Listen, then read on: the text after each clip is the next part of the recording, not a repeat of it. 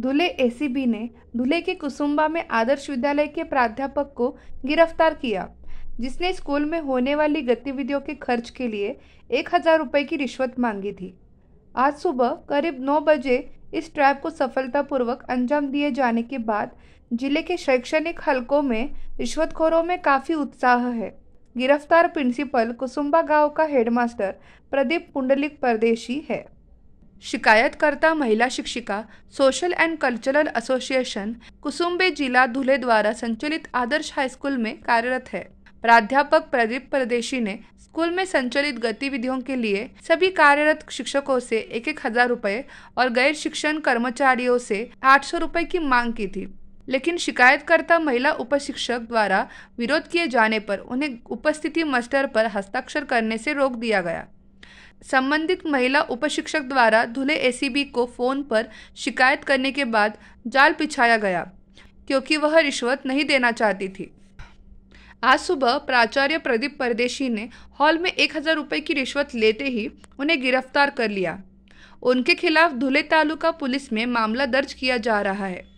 यह जाल पुलिस निरीक्षक हेमंत बेंडाले, पुलिस निरीक्षक मंजित सिंह चौहान, पुलिस निरीक्षक रूपाली खांडवी के मार्गदर्शन में और टीम के सदस्य राजन कदम, मुकेश अहिरे, मकरंद पाटिल, प्रशांत बागुल, संतोष पावरा, प्रवीण मोरे, प्रवीण पाटिल, रामदास ने बिछाया था। धुले भ्रष्टाचार निरोधक प्रभाग के पुलिस उपाधीक्षक अभिषेक पाटिल के बारेला, सुधीर मोरे आदि की टीम को सफलता मिली। या प्रकरणामधील जे तक्रारदार आहेत ते शिक्षक म्हणून कार्यरत आहेत।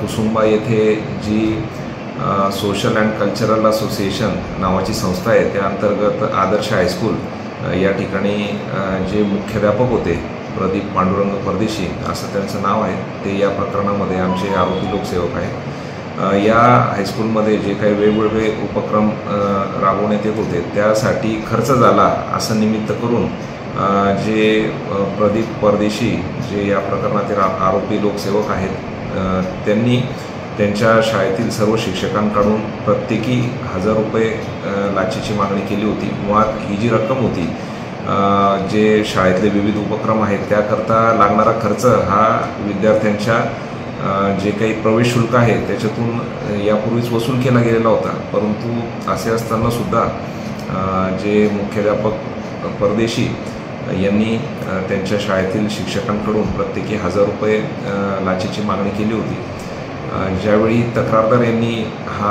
ती लाचेची रक्कम देण्यास मनाई केली त्यावेळी त्यांना गेल्या 14 मार्चपासून शाळेच्या हजेरी मास्टरवर सही करण्यास मुख्याध्यापक यांनी मनाई केली होती आणि तशी तक्रार ज्यावेळेला आमच्याकडे प्राप्त झाली त्यांनी लाचेची मागणी केल्याबाबत जेव्हा पडताळणी करण्यात आली आणि जे आरोपी लोकसेवक मुख्याध्यापक प्रदीप परदेशी आहेत त्यांना एसीबीच्या पथकाने हे 1000 रुपयाची रक्कम स्वीकारत असताना रंगे हात पकडलेला आहे आणि त्यांच्या विरुद्ध भ्रष्टाचार प्रतिबंधक अधिनियमाच्या कलमान्वये धुळे तालुका पोलीस स्टेशन या ठिकाणी गुन्हा दाखल करण्याची प्रक्रिया सुरू आहे।